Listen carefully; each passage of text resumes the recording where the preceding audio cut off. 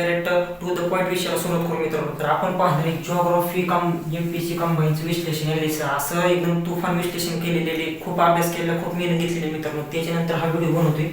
तर असं एकदम डीपमध्ये विश्लेषण तुम्हाला कुठंच आढळणार नाही. तर आपण डायरेक्ट आता मुद्द्याला विषय करू. तर लय मुलांचा प्रश्न असा असतो की आपण एमपीसी कंबाईनच्या जिओग्राफीसाठी आपण कोणती पुस्तक वापरली पाहिजे. तर पुस्तकांसाठी तुमचं मी संभ्रम दूर करून टाकतो की पुस्तकांसाठी आपण दीपस्तंभ किंवा ईबीसी वापरू शकता. पण जर का माझं जर का ओपिनियन तुम्ही विचारलं तर माझा सल्ला असा असेल की तुम्ही दीपस्तंभ हे पुस्तक वापरायला पाहिजे, कारण की याच्यामध्ये थोडी जरा जास्त आहे आणि समजायला पण सोपं आहे. ईबीसी जी आहे ते थोडं ॲडव्हान्स लेवलचं पुस्तक आहे, राज्य सेवेच्या लेवलचं पुस्तक आहे. त्याच्यामुळे तुम्ही ते प्रेफर नाही केलं बरं होईल.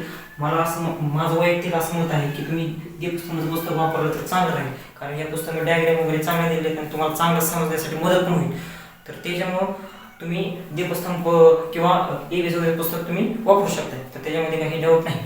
तर सगळ्यात महत्त्वाचा मुद्दा की आपल्याला जिओग्राफीमध्ये महाराष्ट्राची जिओग्राफी आणि इंडियाची जिओग्राफी असे दोन, आपल्याला महाराष्ट्राच्या भूगोलावर जास्त करायचं आहे, भारताच्या भूगोलावर कमी फोकस करायचा. म्हणजे फोकस नाही करायचा अशातला भाग नाही, पण दोन्हीवर पण समान फोकस न करता महाराष्ट्राच्या भूगोलावर जास्त मित्रांनो आपल्याला फोकस करायचं आहे.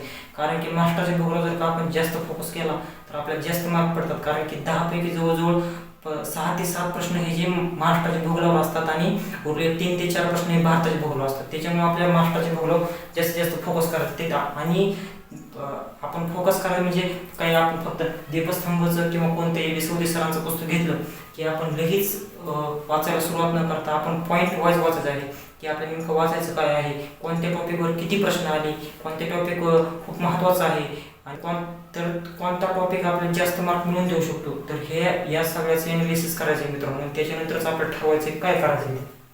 तर महत्त्वाचे टॉपिक म्हणजे काय, स्थान, विस्तार आणि आकार. तर याच्यावर 22 प्रश्न आले मित्रांनो. 22 म्हणजे महाराष्ट्राचा भूगोल आणि भारताचा भूगोल याच्यावर टोटल 22 प्रश्न आले.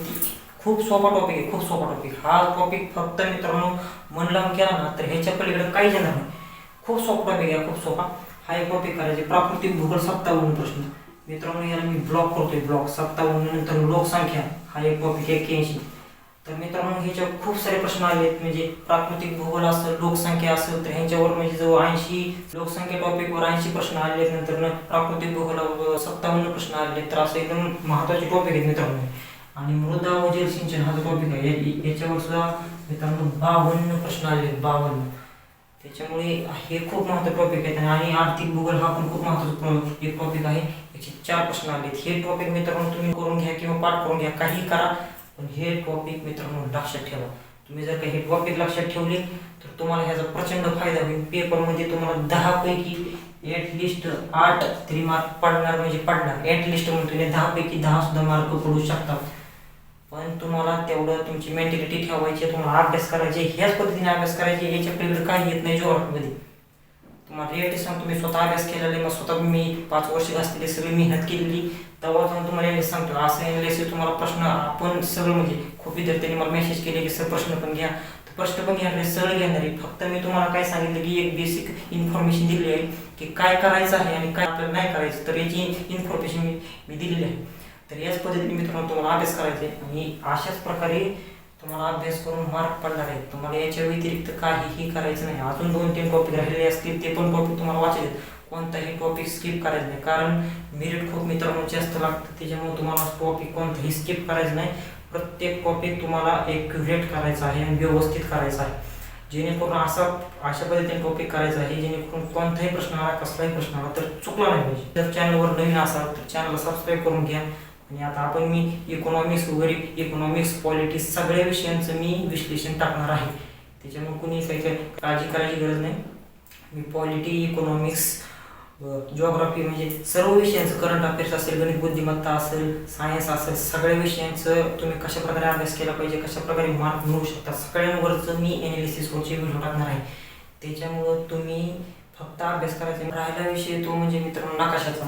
तर नकाशासाठी तुम्ही ऑक्सफर्ड युनिव्हर्सिटीचं पुस्तक वापरू शकता किंवा दुसरं कोणतंही चांगलं नकाशा किंवा स्टेट बोर्डमध्ये जे पुस्तक आहे तर स्टेट बोर्डच्या पुस्तकांमध्ये पण चांगले नकाशे दिलेले. तर ते नकाशे पण तुम्ही जास्त नकाशांचा अभ्यास करायची गरज नाही. नकाशे फक्त प्रमुख नकाशांचाच अभ्यास करायचा आहे. ज्या नकाशांमधून प्रश्न येतात तुम्हाला आधी नकाशावर कोणते प्रश्न येतात त्याचा अभ्यास करावा लागेल आणि त्याच्यानंतर तुम्हाला ठरवावं लागेल की कोणता प्रश्न येतो आणि आपण कोणता नकाशा वापरला पाहिजे. त्याच्यामुळे तो विचार करून नकाशा घेतला पाहिजे आणि भूगोलाचा अभ्यास करताना मित्रांनो तुमच्याकडे नकाशा असलाच पाहिजे. तुमच्याकडे जर नकाशा नसेल तर तुम्ही भूगोलाचा अभ्यास व्यवस्थित करू शकत नाही. त्याच्यामुळे तुमच्याकडे नकाशा असणं कंपल्सरी आहे, कंपल्सरी. तुमच्याकडे नकाशा असलाच पाहिजे. आणि कोणत्याही गोष्ट असेल किंवा तुम्ही स्थान विस्ताराचा अभ्यास करत असताल किंवा प्राकृतिक भूगोलाचा अभ्यास करत असताल, नदी प्रणालीचा अभ्यास करत असताल, अभ्यास करत असताल, हवामान असेल, तर ह्या सगळ्या टॉपिकचा अभ्यास करताना तुम्हाला नकाशा पण जवळ ठेवायचे, जेणेकरून तुमच्या ते माइंडमध्ये एक मॅप तयार होतो आणि त्यानंतर तुम्हाला जास्त क्लॅरिटी येते. तुम्ही चांगल्या प्रकारे त्याचं तुम्हाला ॲनालिसिस होतं, अभ्यास होतो, तुमच्या डोक्यामध्ये बसतं बरोबर ते.